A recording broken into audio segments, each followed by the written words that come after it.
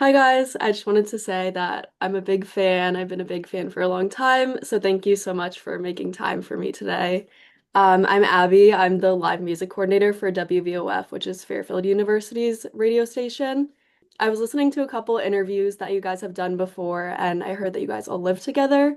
So, how is that? What's it like to live together and work together? Do you guys ever separate the two? Well, it's hard to separate because we're always thinking about the music and always talking to each other about the music. But yes, we do live together, and it's got its perks, and it's definitely a lot of cleanup, but we make it work. Yeah. And there's always somebody to do the dishes or cook something, so it always works out. There's enough guys to help us. But the main thing is that we're close to each other, so we can just keep writing and keep practicing our craft and do what we do together, which is, a beautiful thing when you can get all of us together. Awesome. Carson, I've been listening to your new music and I really love your new single, Cash on Delivery. What's the inspiration behind that song?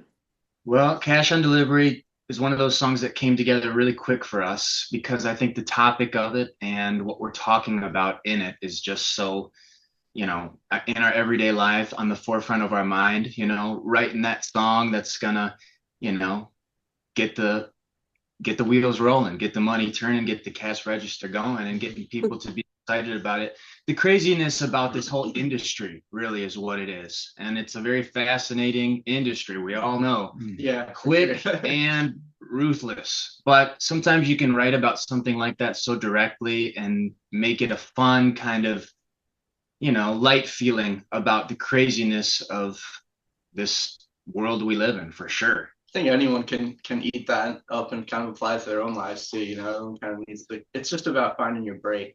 Catching a break. Kind of is the message. Totally. Yeah. Totally. Yeah, everybody needs Everyone a needs a break. smash on the street, Yeah, a little catch every because we Um, work hard for it, right? I mean, yeah, everybody yeah, does. totally. Carson and Nick, I read that you guys have been playing together since you were teenagers. Do you want to tell us a little bit about your origin story and how the band started and then how it became what it is today? 10 plus years, yeah. baby. 10 A plus years. decade of hits. And he hasn't killed me yet. Somehow, man. We met through friends of friends. First time we like hung out in person, I was like noodling on a guitar at like a little friend hang party thing, and he was took interest in that, and we started yapping about Chuck Berry and everything under the sun musically. One thing kind of just led to another. I think we were like 17, 18 at that point. Just like fresh out of high school for me. No So, idea what we wanted to do. it's No very, idea. very green. I just sort of started taking music seriously and wanting to be more interested in it. And I was a drummer at the time, so we actually started at like a two-piece. Yeah, and he played the drums, so it's super Um, convenient. We're like, hey, let's jam, and Yeah. yeah, no, I never. but you realize you need a couple more guys in play, and over the 10 years, we've gotten the best of the best, and where we're at now is just like an extension of where we started from because we got into this thing because we like songwriters, like Bob Dylan. Me and Nick really bonded over that, and he kind of showed me him, and I never knew about that. And just the fact that he was writing his own songs. Bob Dylan was just a songwriter, and Nick had some songs at the time, and I didn't know anything about writing songs. I just wanted to be in a band and rock and roll and play the drums. And he got me into that love of songwriting. It's like, let's write a song that's ours.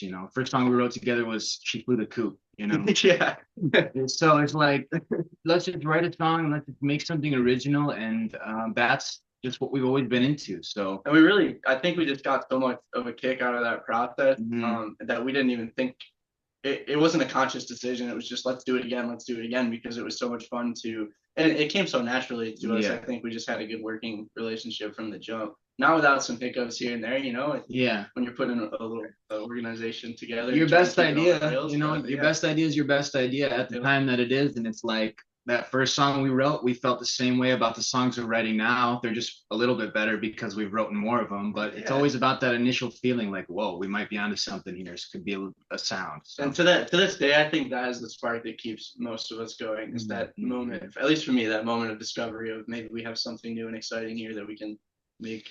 And that was happening with just us two and our two minds from that back then. But now where we're at with these incredible three minds here, it's like a total extension of that, where it's like they get excited about it, they bring in their influences, and We've gotten a real serious language with this Mac Saturn sound, and we're so excited to push it.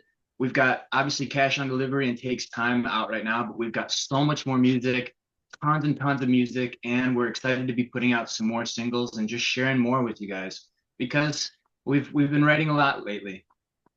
Awesome. Yeah, a lot in the chamber for sure. All right, I was doing a deep dive on your Instagrams, and Angelo, I have to ask, what do you do with the Pokemon cards? And do you give them to fans or are you collecting them? I have a collection. Obviously I pretty much only keep like the really good cards for myself because of storage, they add up quick. Like you're opening packs, you get, 10 cards a pack, you keep one, like then you got 9 extras you got to do something with. But we've been signing them and having them at the merch booth. We're at doing the some shows. artwork on them too, some one-of-one artwork. Yeah, I'll draw some sunglasses on your Pikachu. yeah, so we're creating our own one-of-one Pokemon cards. With Don't tell Nintendo, they'll come with the Pinkertons, man. They'll come shut us down. Yeah, true. Yeah. We're just getting started, so yeah, that's that we've been doing that. But yeah, I mean, I love it. I've kind of gotten everybody, into it again. I think everybody, was into it when they were younger, and everything comes back around. It's just like cash on delivery. We're looking for a smash in the pack. Yeah, we're looking for that big card to pay for the tour bus. All right, Ian, coming from Detroit, what's it like to play there and what's it like to play for hometown fans? Oh, well, I mean, it's first off just like a wonderful scene to like learn how to play music in because nobody really like sugarcoats anything to make you feel better about how you're doing. So like when you're coming up and you might be like making a misstep here or there, people are gonna let you know out of love, but it's tough love sometimes. And that's kind of how you foster greatness. And I feel like Detroit does just that. So I'm honored to be part of the scene there and still working when we're home and everything. Yeah, and just playing for hometown fans just feels all the more. It's got a weight to it because people from Detroit know good music. It's the greatest music city in the world. Yeah. Mike, do you guys have plans to drop a new album soon, or are you going back into the studio, or are you more focused on touring at the moment? Well, right now, today we're more focused on touring. We got the first show back in 2 weeks, and that's always cool. And yeah, the last couple months, it's really been a cool experiment seeing how these new songs take to the stage and how our fans are able to kind of jump into these songs and jump into the message that we're trying to tell right now. And yeah, I mean, in a couple weeks when we're back in Michigan, we're gonna go and tighten up the rest of the album. In August, we're gonna be at Rust Belt Studios with Al Sutton again, and yeah, I mean, just one step at a time, one day at a time. But yeah, right now we're learning so much about the world of each one of these songs that we've created. We're finally taking them out of the house, and I couldn't be more excited to see how this album shapes out with this experience, because that's the best way to understand what songs are really working. You put them in front of people, you get them on stage, you react with them outside of the house. When we react with them on stage is different. And every night's different because of that. It just feels like we're in a really good spot with these tunes. And yeah, excited to hit the record button when we get back. So Awesome. All right. And I saw that you guys give part of your proceeds from ticket sales to the Darkness to Light Foundation. I wanted to ask you about why this foundation is important to you guys and what have reactions been from the fans? Oh, absolutely. I mean, it's been mega for us. Obviously, we had to take a couple of years off. For us five, when things started taking off in like 2021, 2022, we brought on a keyboard player to sort of round out the sound and finish out the stage plot, all that stuff. And it was working really good. We got on well with him. He came very highly recommended, and he was someone that we sort of knew about through the grapevine just from being in the Detroit scene for a while, right? Yeah. And then long story short, turns out he was a bit of a piece of shit. He had some skeletons in his closet that are sort of deplorable beyond mention. And so he got taken off the stage forcibly, and that sort of left us in the wake of, the fallout of all that. and we all dealt with that in our own personal lives, obviously publicly, very publicly, and stuff like that, in the news, this and that. So for us, they reached out to us actually and saw what we were dealing with, what was happening with us, and they offered a partnership. We thought it was a no-brainer because of not only what we had been going through, but if this was happening to us, like who knows who else this could be happening to, unbeknownst to them, you Yeah. know. So it just gives people a ton of resources and education on how to keep their eyes peeled for things that we were completely blind to, for things that other people may be blind to. We learned a lot just from working with them, and so it's really meaningful for us to be able to give back in that way. Obviously, maybe our idea from the jump was like if we're going to be out touring, out in all these cities and meeting all these people, the least we can do is sort of be a billboard for their cause, and say like, hey, look, some happened to us. We don't want it to happen to anybody else. Yeah. And if you can, catch it before it does, or whatever it is, this can help you too. Yeah. So yeah. Maybe a little awkward for everybody and especially for us. And it's a new thing for us to be partnering with somebody with something of this level. But they were a serious help to us in a really tough time from what we went through.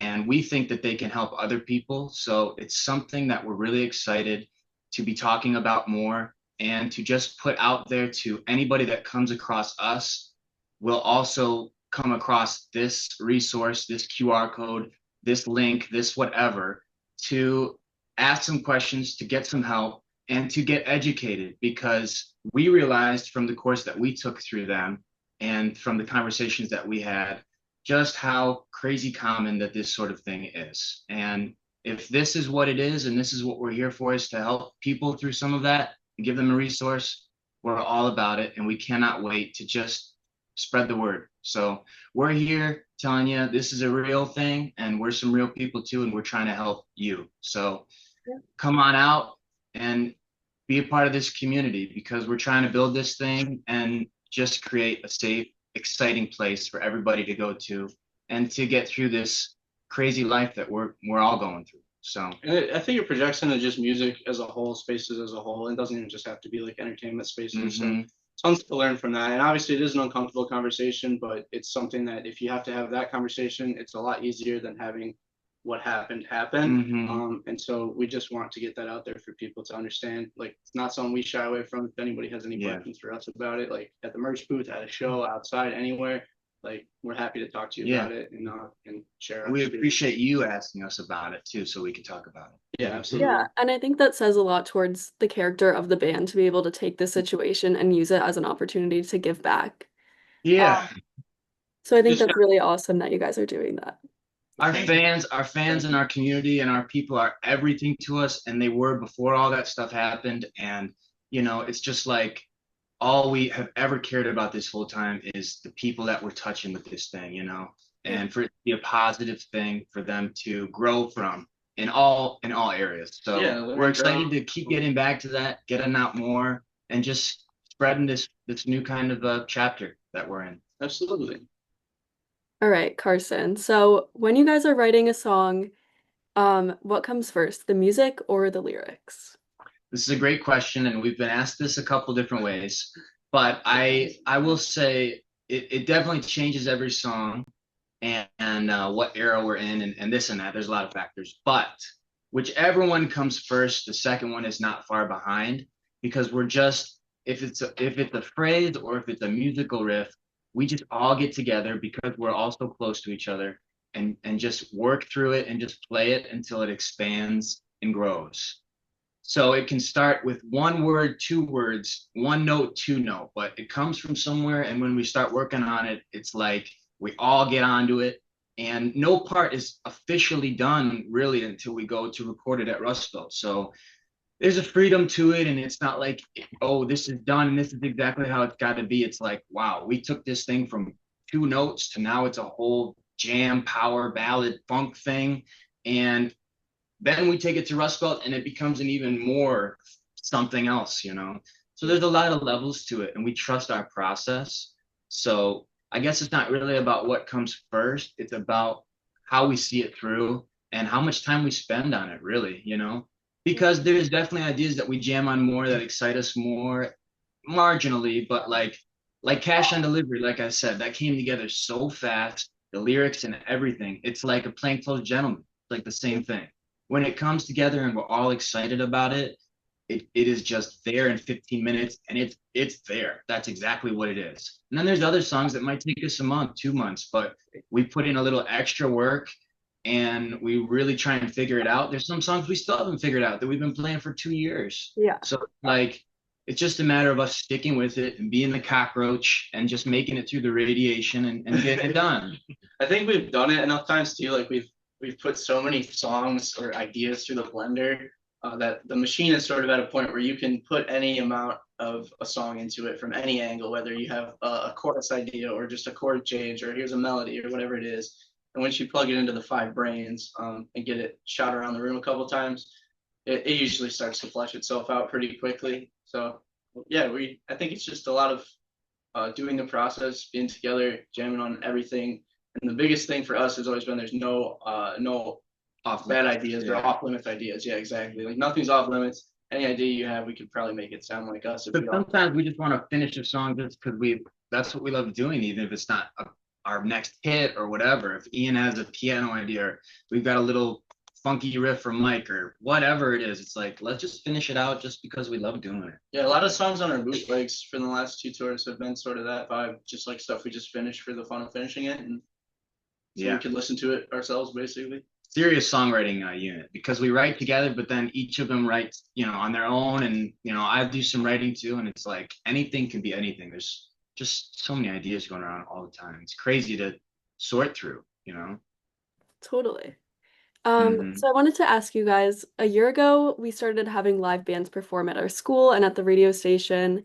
You guys are more established in your career, but do you have any advice for bands that are just starting out? Do you remember your first big break and what was that like? Starting out, probably not everything that we could get, out right now, but definitely a bunch of things. I think the biggest thing is just like be open with your bandmates, be easy to work with, and try and get yourselves out there, get on the road, meet people in your scene, see who else is trying to tour, connect with them.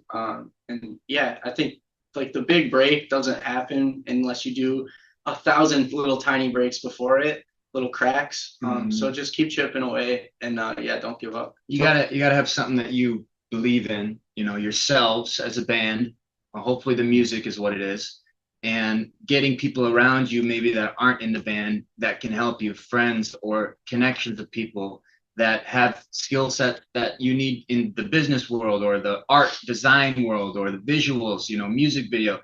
And you get these people involved because they're all excited and passionate. And sometimes those people come and go, but there's always more people that will come into your life that are excited about what you're doing, the music and the originality of you. So it's really, that's where it should come from. That's where you should be exciting people and building your team and your excitement of people that are going to take you to the next level, because you cannot do this thing as just a band. No, that's the number one thing. Yeah. It takes so many people and so many minds, and just a band cannot be expected to do everything because there's so many things that go into it. So focus on your music, get good people around you that can help you with the other things that let you focus on your music, and just take it a day at a time, and mostly just have fucking fun with it, because there's no better thing to do than be a band that fucking rules. Just be consistent and focus on your artistry, and then everything else will happen. Listen to what inspires you all the time. Make sure that your musical diet is like you're taking in things that are interesting and challenging, and that push you to think. Yeah. And if you want to in your music, say something that needs to be said, or it's something that needs to be inspired in the masses, for sure. Yeah. There's a lot we could say, but that should be enough for we're gonna start working on the book. But that's a great question. What not to do? A memoir by an actor. Speaking of listening to music that inspires you, do you guys have a dream collaboration that you guys would love to do? Ryan, is my dream collaboration for sure.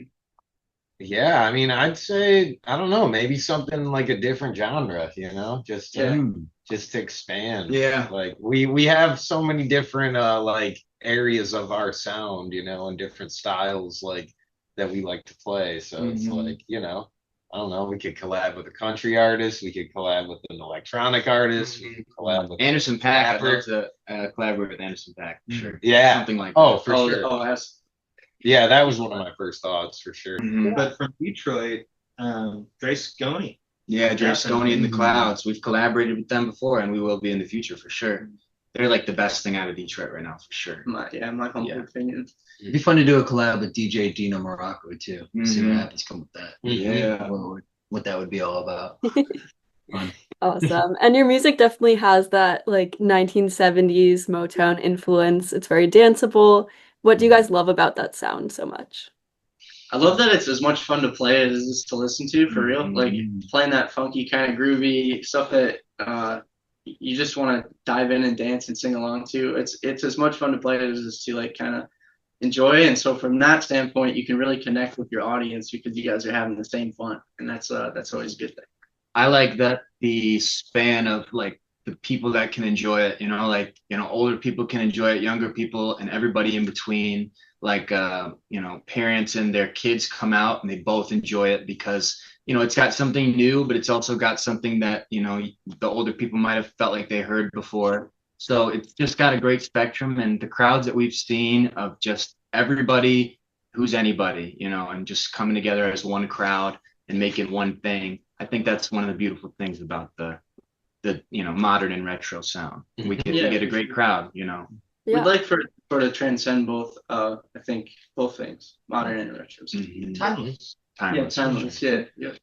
And it seems like you guys have a pretty loyal following. Is there like a coolest interaction that you've had with a fan? Like, has anyone gotten a Mac Saturn tattoo, or how do you sign their arm or anything like that? All of the above. I was gonna say there's like a bunch. I think there's a lot that are tied for that top spot. We've been really, really lucky in our travels too. We've met some incredible people. Meet some very, very warm folks. Shout out kind Heidi. people. Shout out Heidi. Yeah. We have an awesome fan who like travels, kind of, not following the band, but basically, cross country.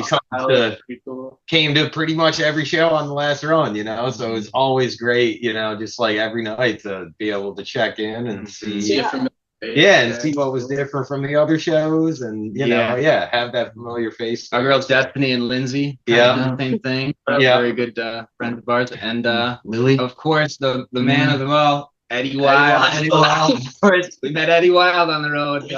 We've seen a couple Mac tats. People have made some pretty cool, pretty like off the wall like souvenirs, like gifts for us to we've got a whole collection. So we have a lot of stuff at the house. We should do a special on everything. Somebody. Yeah, we should. There was somebody.